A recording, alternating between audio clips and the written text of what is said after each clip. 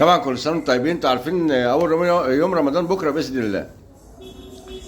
الاذان المغرب طبعا عندنا في الايام المعتاده او الايام العاديه قبل ما يأذن في القاهره تلاقيه مأذن في الجامع، او اول ما يقول الله اكبر في القاهره في التلفزيون تلاقيه قال الله اكبر في الجامع. يجي في رمضان بقى بعد ما يأذن في القاهره بربع ساعه هو يأذن. هل مواعيد رمضان التوقيتات اللي هي المغرب والحاجات دي والعشاء وكده، هل مواعيد المغرب في رمضان التوقيت بتاعها بيختلف عن مواعيد الايام العاديه؟ ولا الدقه في رمضان غير الايام العاديه؟ ولا احنا بنصلي في الايام العاديه غلط وفي رمضان صح؟ يعني المفروض ان يبقى فيه، اما يبقى فيه دقه في المواعيد يبقى رمضان غير رمضان. ده هنا اذن، ده بعديه ب 10 دقائق نفس الكلام ماشي السنه كلها. لكن السنه كلها ده يأذن ده وراه، في الفجر نفس الكلام.